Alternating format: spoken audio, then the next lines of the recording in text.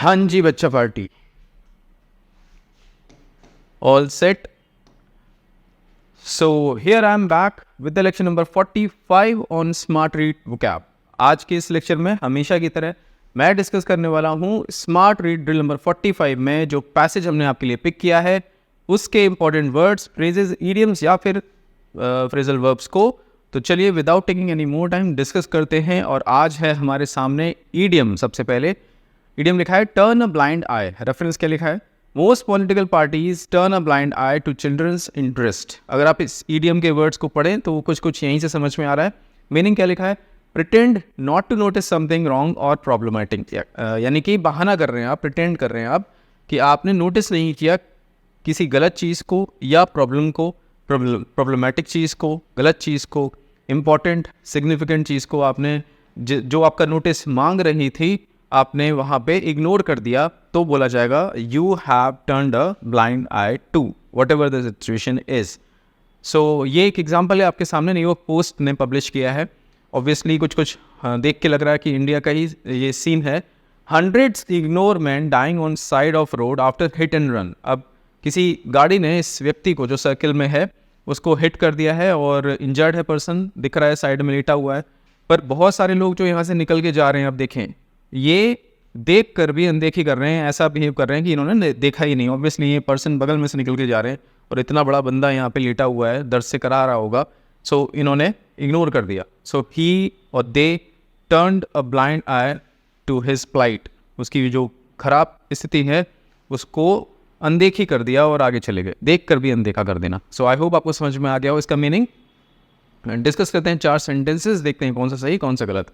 He turned a blind eye to the corruption within the organization. बिल्कुल सही है. Organisation के अंदर ही करप्शन हो रहा है और जो भी पर्सन है उसने अपनी आंखें फेर ली, अनदेखी कर रहा है वो.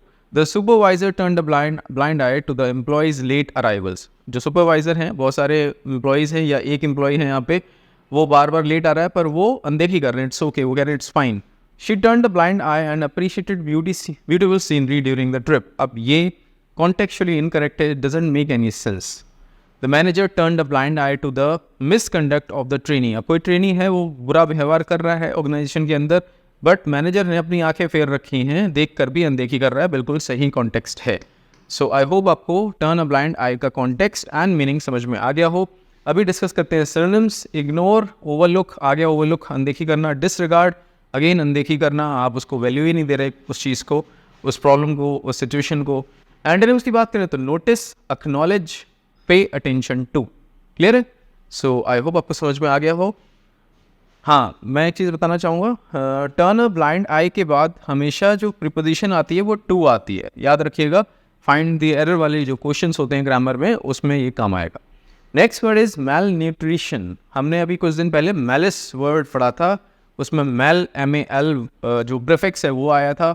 हमने डिस्कस किया था कि मैल का मतलब होता है बैड, समथिंग बैड.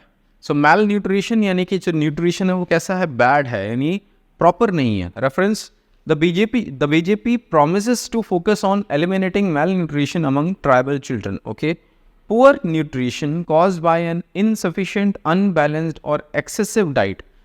अगर कोई डाइट यानी कि मील, खाना कैसा है? इनसफिशिएंट है, अनबैलेंस्ड है या फिर एक्सेसिव है और एक ही टाइप का न्यूट्रिएंट उसमें एक्सेसिव मात्रा में है, सो हम बोलेंगे वो बैलेंस डाइट नहीं है. और उससे उसको कंज्यूम करने से जो बच्चा है, कोई भी पर्सन है, उस पर क्या असर पड़ेगा? वो मैल नरिश्ड हो जाएगा. मैल न्यूट्रिशन उसको मिलेगा, यानी प्रॉपर न्यूट्रिशन उसको नहीं मिलेगा. अब ये जो इमेज है इसमें आप देखें, बच्चे की जो बॉडी है ऑलमोस्ट स्केलेटन जैसी बॉडी हो गई है. बॉडी पे फैट नहीं है, चेहरे पे तेज नहीं है, आँखें बिल्कुल एकदम डल लग रही हैं देखने से.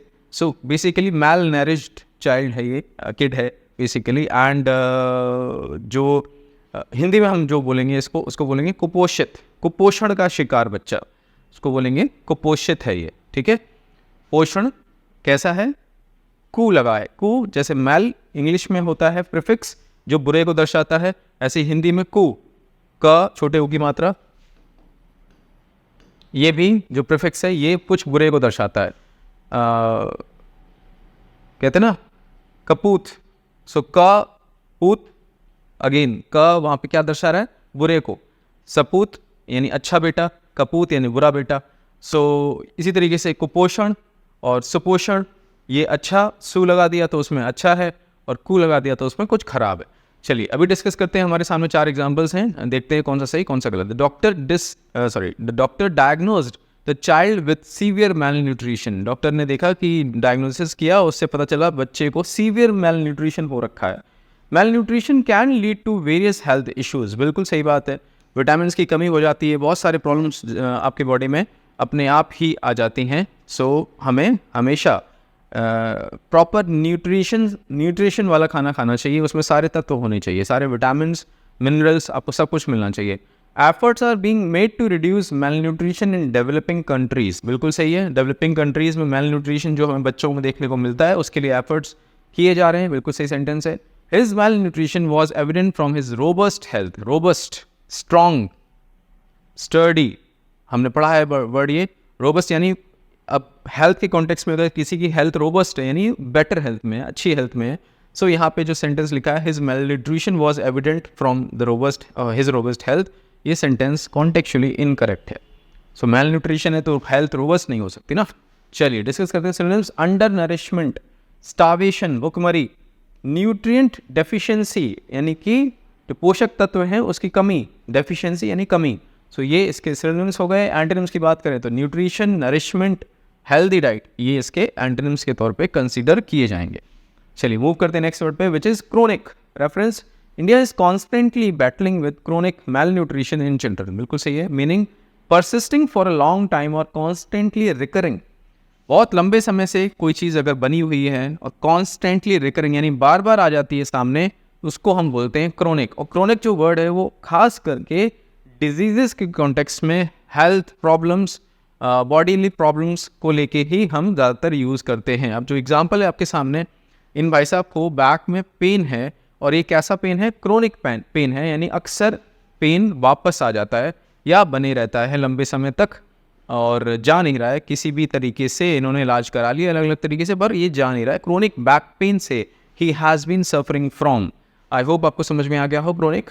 डिस्कस करते हैं एग्जाम्पल्स।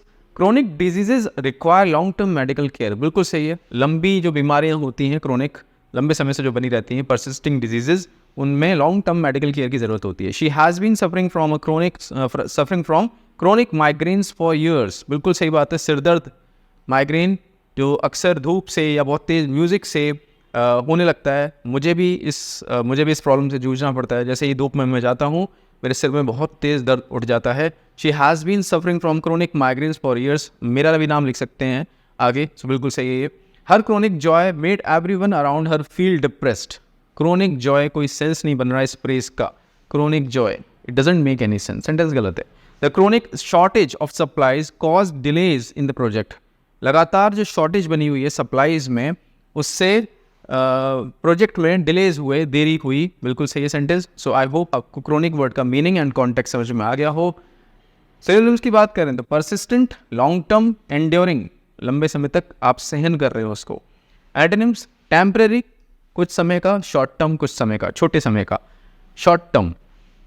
चलिए next word is ratification. Reference, India's ratification of the United Nations convention on the rights of the child in 1992, formal approval और कंफर्मेशन ऑफ एन अग्रीमेंट और ट्रीटी। कोई अग्रीमेंट की बात हो रही हो, कोई ट्रीटी, संधि की बात हो रही हो, वहाँ पे गवर्नमेंट ऑफिशियल्स ने फॉर्मल अप्रूवल दे दिया, सिग्नेचर कर दिया, अपने साइन कर दिया और बोला कि हाँ हम सहमत हैं, अपनी सहमति देते हैं, हम समर्थन देते हैं। इसका मतलब आपने उसको रेटिफाई कर दिया। आम आदमी नहीं करेगा, कोई गवर्नमेंट ऑफिशियल या मिनिस्टर करेंगे। अब देखिए ये जो कोई आई बिलीव कोई ट्रीटी या कोई एग्रीमेंट है उस पर कोई गवर्नमेंट ऑफिशियल है या हो सकता है कोई मिनिस्टर हो, वो सिग्नेचर कर रहे हैं और वो अपनी सहमति दे रहे हैं। अपनी सहमति का मतलब है पूरे देश की सहमति है और इसी तरीके से रेटिफाई किया जाता है ट्रीटीज़ एंड एग्रीमेंट्स को। Example, the Paris agreement on climate change, India ratified the Paris agreement on October 2, 2016, बिल्कुल सही है।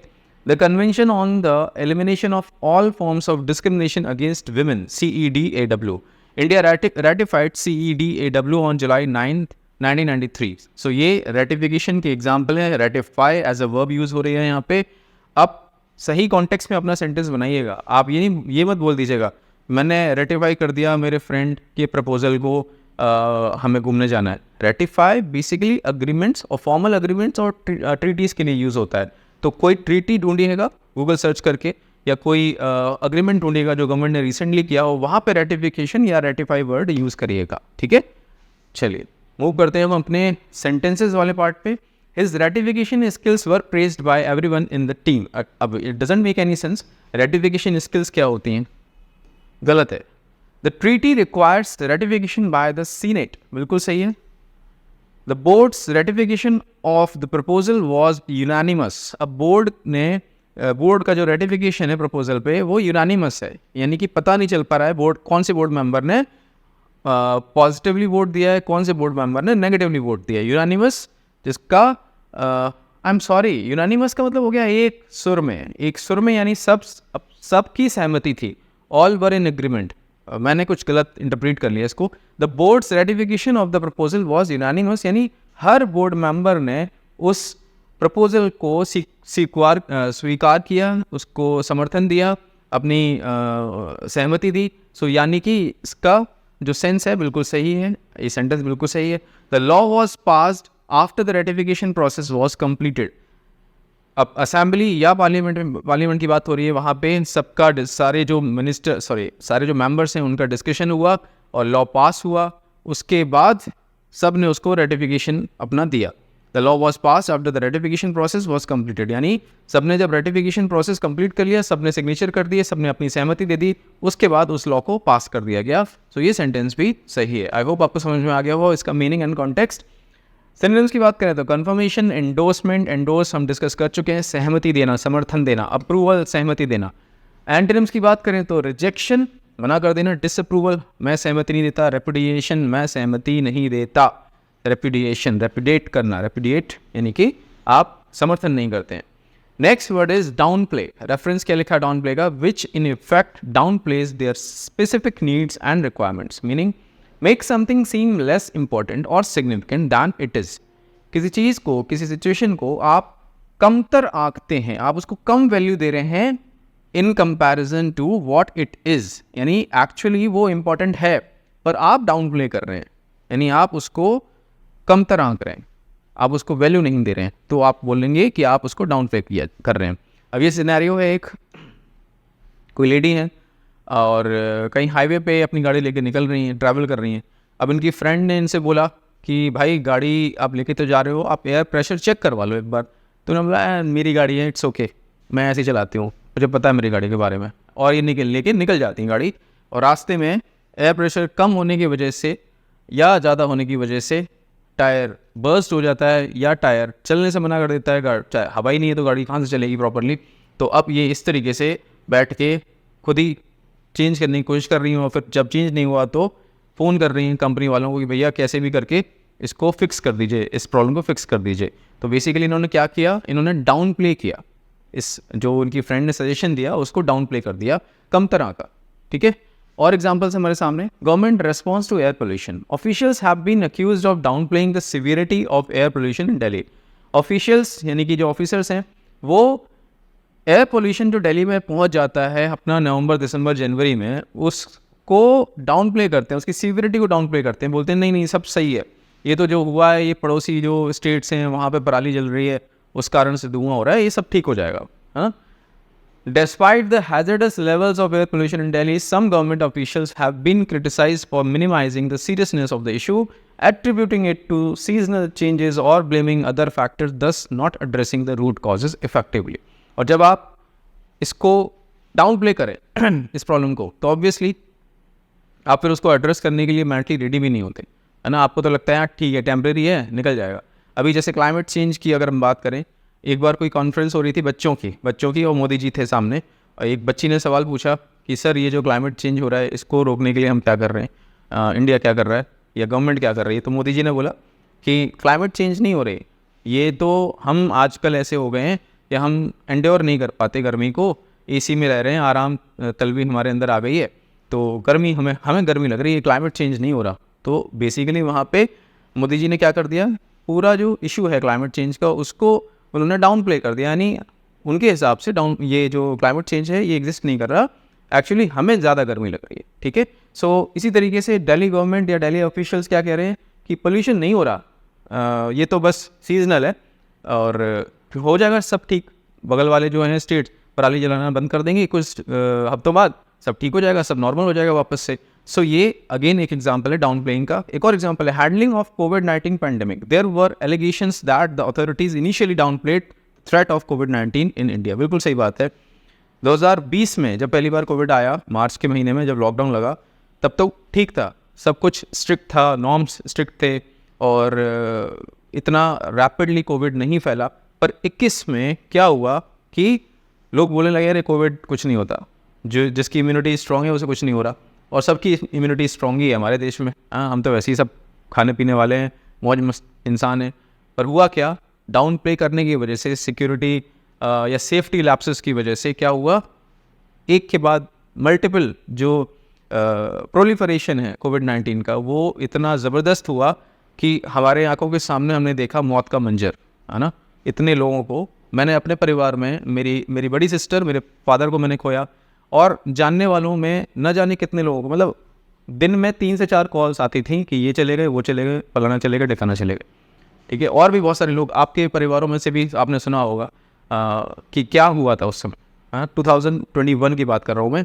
सो हमने बेसिकली क्या किया, डाउन प्ले कर दिया कोविड की जो सिवियरिटी थी या जो इम्पैक्ट था, उसके रिस्क को हमने डाउन प्ले कर दिया। इस कारण से हमने 2021 में जो कंडीशन थी, जो इम्पैक्ट था कोविड का, वो देखा, ठीक है।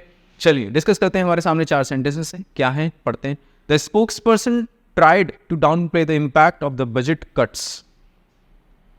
बजट में जो कट्स हुए उसको स्पोक्स पर्सन ने कोशिश की डाउन प्ले कर दें। हाँ, कम तरह आके कोई फर्क नहीं पड़ता, इट्स ओके, सब ऐसे ही चलता रहेगा। सो सही है sentence. He downplayed the cake before serving to the guest. It to the guest doesn't make any sense. Absurd, absolutely absurd. She downplayed her role in the project to avoid attention. उसने अपना role थोड़ा सा नीचे कर लिया, डाउनप्ले कर लिया, क्या करने के लिए, टू अवॉइड अटेंशन। उसकी वैल्यू कम कर ली ताकि उसको अटेंशन ना मिले। आई बिलीव रिजर्व नेचर की होंगी और इंट्रोवर्ट होंगी, इसीलिए उन्होंने ऐसा किया। सो सेंटेंस सही है।